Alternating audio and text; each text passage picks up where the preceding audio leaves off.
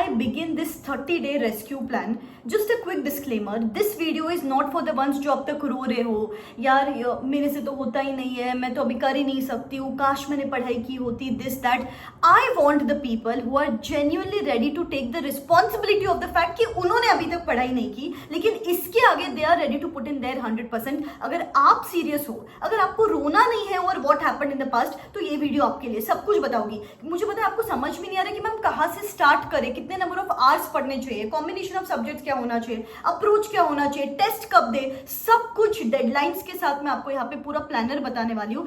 बस आपको इसके आगे एक सिंगल सेकंड वेस्ट नहीं करना है, इसलिए मुझे स्टार्टिंग में ही कमिटमेंट दे दो. Ma'am I am ready to activate that beast mode from within and study like never before. Comment in the comment section below. और ऐसी बहुत सारे videos time to time channel पे आते रहेंगे, सब्सक्राइब करके रखना.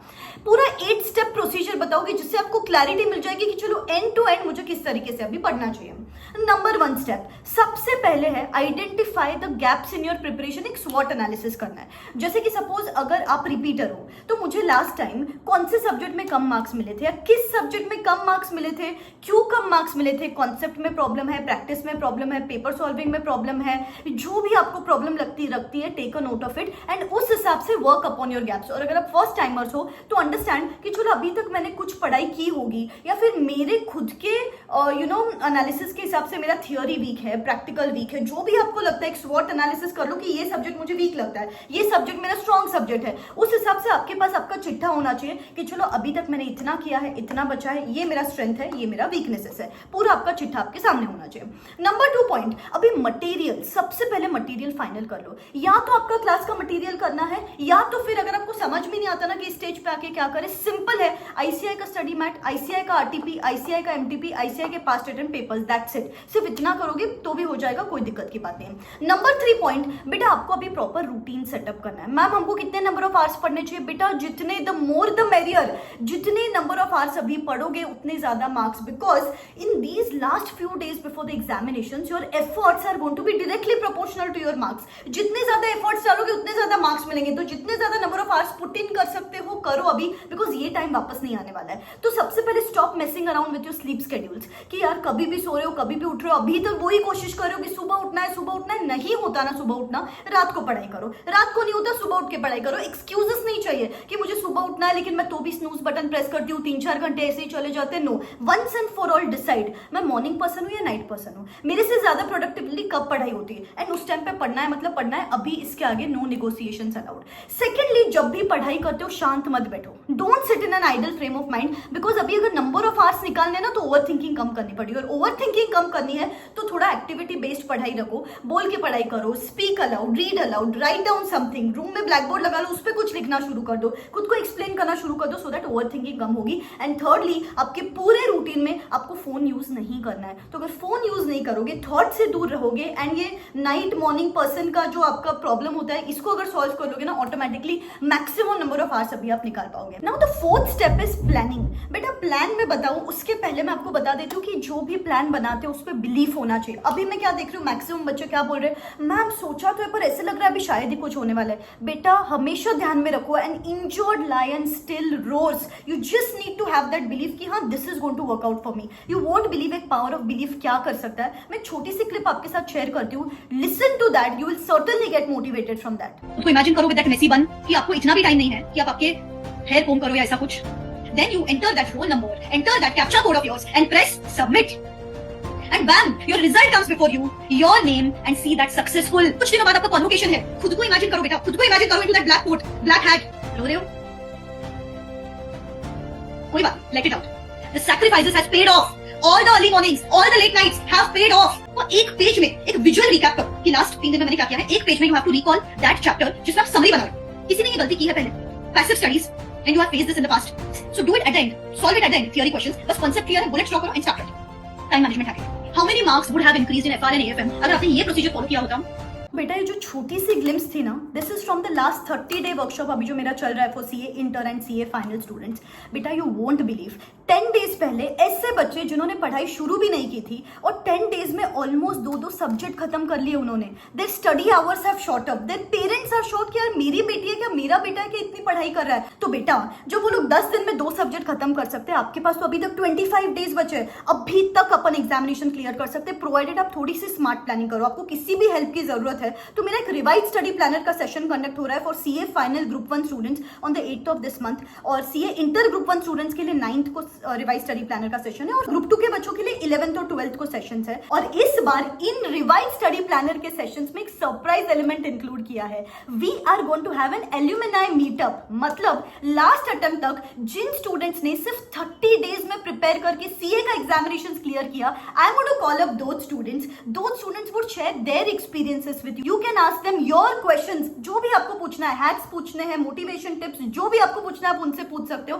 एंड इसके साथ साथ मैं आपको बताऊंगी कि how to smartly clear CA examinations with just 20-25 days left. कि बेटा बस ये सिलेक्टेड चैप्टर्स करेंगे, बच्चों ये चैप्टर स्किप करेंगे based upon ICAI section wise weightage, RTP, MTP, इसमें से मैक्सिमम मार्क्स का आने वाला एग्जामिनेशंस में। डे वाइज टारगेट दूंगी मैं आपको कि बेटा आज ये चैप्टर करेंगे, कल ये चैप्टर करेंगे, रिविजन किस तरीके से करना है स्मार्टली, पेपर कब देना है, बिकॉज वर्कशॉप में मैं डिटेल टेस्ट सीरीज प्रोवाइड कर रही हूँ। हर सब्जेक्ट के 3 portion wise paper, 1 MCQ paper and 3 full course paper, 7 test per subject जिनको मैं उनको इवैल्यूएट भी करके दे रही हूँ। Amazing sessions lined up, 1.5 day plan, do's and don'ts, how to manage those crucial 3 hours of examinations, all of this just at ₹1599. So if you want to give yourself this one last shot, description box में लिंक है, go and check it out. Last attempt के time पे भी इतने सारे बच्चों ने बस ये रिवाइज स्टडी प्लानर के सेशंस अटेंड किए and they called me on the results day saying ma'am we passed by just studying in those last 20-25 days. सिर्फ ये प्लानर का सेशन अटेंड करके हमने एग्जामिनेशंस क्लियर किया, तो आपके लिए भी यूजफुल रह सकता है। All I want to say you is एक स्मार्ट स्टडी प्लान बनाओ, सिलेक्टेड चैप्टर्स फिल्टर कर लो, डे वाइज अलॉकेट कर दो, आज मुझे चैप्टर करना है, कल मुझे चैप्टर करना है, रिवीजन कब करना है, पेपर कब देना है, पूरा आज प्लॉट कर लो।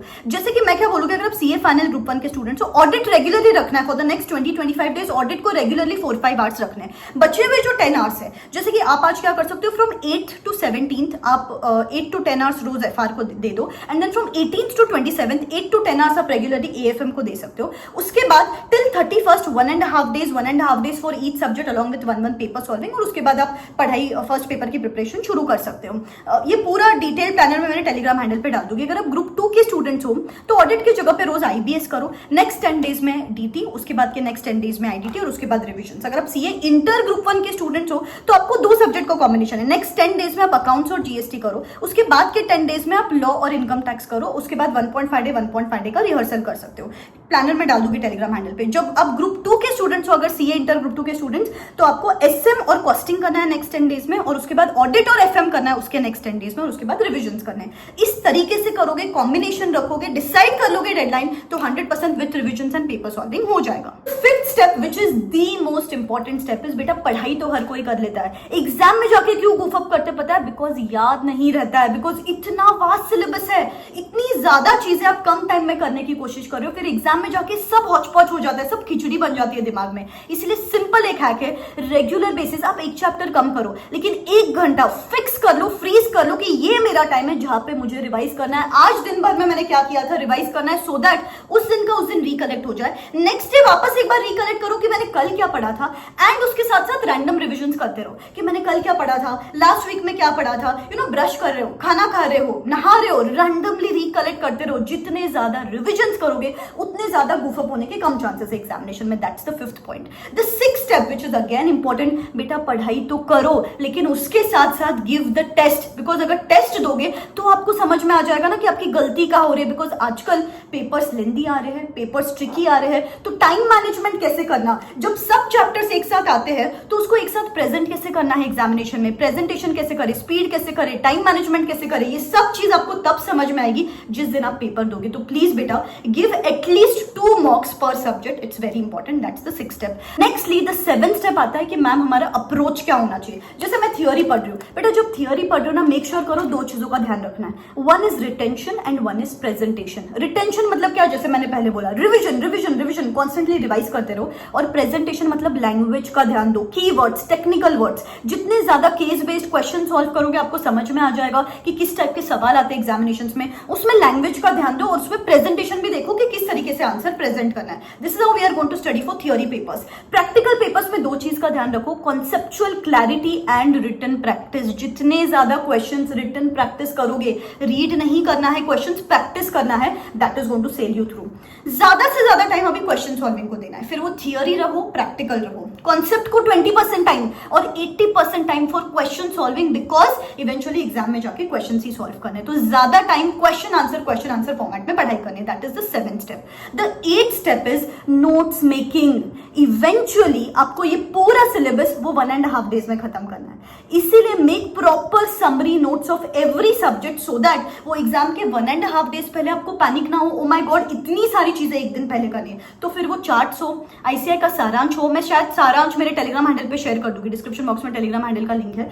तो सारांश हो, चार्ट्स हो, आपके फैकल्टी का कोई समरी बुक हो, keep that handy. Practical papers में क्वेश्चन मार्किंग करके रखो कि these are the questions I am going to refer to in that day before examinations. तो इस तरीके से अगर पढ़ोगे तो नोट्स मेकिंग से लेकर paper solving, revision, planning, routine, सब कुछ आपका सेट है. इसके आगे you can actually be unstoppable. वो रिजल्ट के दिन आपको ये दिन याद आएगा कि यार मैंने तो once upon a time give up का सोचा था. मैंने तो सोचा था जैन में एग्जामिनेशन दे देती हूँ, लेकिन thank God I picked up those books and studied like crazy for those 25 days and I can see this smile on my parents face. अब उस दिन आप खुद को थैंक करोगे when you post that success story on that social media. Manifest that day and आज से पढ़ाई करना शुरू करो. ठीक है, ऐसी बहुत सारे वीडियोस मैं चैनल पे लाती रहूंगी, बस आप पढ़ाई करते रहो. I got 80 marks in AFM and 66 marks in FR. Just 1 महीना बचा था और मैं इतनी ज़्यादा कंफ्यूज और डिप्रेस थी क्या मैं 1 महीने में ये जर्नी कंप्लीट कर भी पाऊंगी. That time Rucha ma'am came into my life and literally she change everything. तुम्हारा अटेम्प्ट अगर तुम्हें सही में क्लियर करना है ना, तो डू नॉट थिंक. रिकमेंडेशन यही है कि मैम का workshop low. It's nothing like a promotion. I am a simple student. It helped me a lot to clear this time with 2 exemptions, one in FR and one in AFM. Session खत्म होने के बाद आप रुक के एक एक बच्चे का डाउट क्लियर करते थे, एक एक बच्चे की बात सुनते थे, पूरी बात सुनते थे.